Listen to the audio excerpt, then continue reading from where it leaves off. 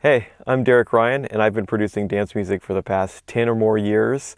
I live here in Tokyo where I run Ascent Recordings, and I've released across Future Sound of Egypt, Monster Tunes, and Pure Trance, and a number of other labels. And I'd like to very briefly share with you how I use samples in my productions to put together grooves very efficiently. So these are for one-shot samples. I use it with loops too, but it should give you an idea of how I rapidly iterate on getting my grooves kind of locking in, if that makes sense.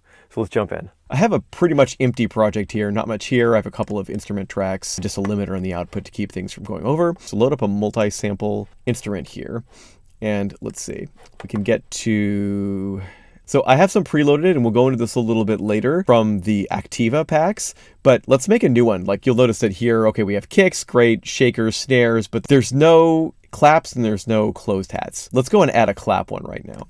So, okay, so the default sampler here. So what you'll want to do is go to the mapping tab, then go to the zone menu, and then click on load audio files. And so find a folder with all of your samples. Let me go to samples. I have in a big folder. See, I have Activa, Trance Essentials, drum hits, claps, and let's see, there's about 50 claps in here. So let's just go ahead and load all of them. So I'm Command A to select all. Then I'm just going to open them all. And Logic's importing. And the cool thing is it will automatically map them to keys right now. So now you have all the claps that are playable on the keyboard. And this is super helpful when like putting together sounds, and I'll show you how in just a second. So that's what you do to have a bank of these things. Now that we have the claps, I want to save them for later use. So let me go and save the preset. So save as, and I tend to organize mine by folders, and Logic will do you a solid here and open up the actual folder where the presets are stored. So here we go. Let's save it as, let's see, ATE claps. And these are on my external drive, so I tend to put external, whatever. Naming strategy is your own. This works for me. And then we have this, and we can pull it up in our menu here anytime we want to just get some claps from the ATE set. And then we experiment with a bunch of different ones. So let's leave that clap, and let's try to make a percussion groove out of a bunch of these things. Okay, let's show this in action. So I just loaded up a closed hat one that I'm going to call CH. On the side here, I have our claps that we made. Put those on claps. Let's load a couple more, and then we'll make a groove out of them. So let's get at very least a kick. So I'm going to add another software instrument, multi-sample. This time I'll select one of the ones I have from before. So I have ATE kicks in here. We'll just use the ATE pack for all of this. I haven't used this in a while, so it's asking me where are your samples, but that's whatever. It's fine. Okay, and then I'll label this kick. Okay, let's start off making a groove with this, and then we can kind of go from there. So first off, we got a loop here. Let me just put in, let's find a good kick. I don't know, this seems cool. So let's lay that down, we can change it later. Okay. So let's go in, massage the MIDI. Just kind of got to get the notes sitting in the right place. Oops, derp. Let's see, boop, boop. I'm super obsessive, so I like to make them all the same length and velocity because that actually does matter, especially if you're doing rolls and stuff with it, but I do it whether it matters or not. Okay, so got our kick. Now we can just play in some claps that'll work on top of that. That one's kind of cute. Let's play that one in. So we've got our claps.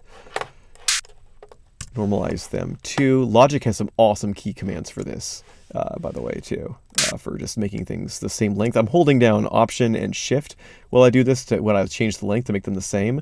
I use it all the time. And then I'm pressing Q to quantize these to the grid. Okay. And then closed hat, simple closed hat line. Let's just do something offbeat for now, and we'll add like an open hat to that too afterwards. So that's kind of shittily recorded, but that's fine. We will also quantize these with Q. And some of them, they're kind of in the right places. We're obviously missing the last one. Let's get them behaving properly here. All same length. Okay, it's a very basic groove. I mean, obviously it doesn't have anything special to it, but we're able to make it up really fast. And here's where this is going to get interesting. Let's add some percussion to this. So let me add a new software instrument here. And then, let's see. Okay, so I should have a percussion preset in here. Perk. There we go. Got it. So ATE perk. Let's close this up. And it's got a bunch of percussion sounds. And let's just play in some cool sounds and see what comes out here. That actually kind of has something. Let's quantize it, make all the notes the same. It's actually not too bad. I feel like it needs to have an answer, right? It needs to have, it's got the, let me just take the last part of this and repeat it. It's got a thing.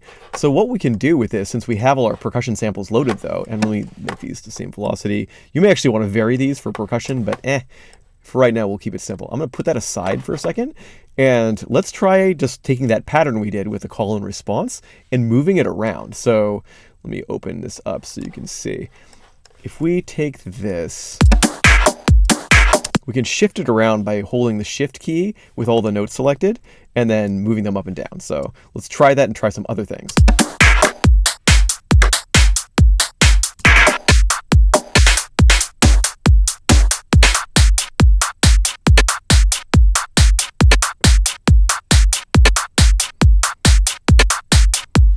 So that last one's got some kind of tightness to it. It's kind of nice, actually. So that's kind of cool. So we just changed the percussion about that.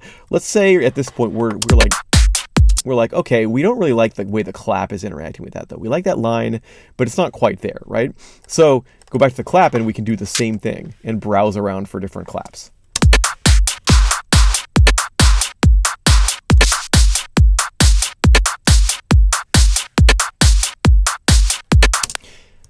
And therein lies the power, because then you can go and shift everything, including the kick, way later in production, no matter how far you get into it, and it ends up being super, super, super helpful. So this is something that I am using all the time. This is pretty much how I put together percussion grooves, because it saves me so much time.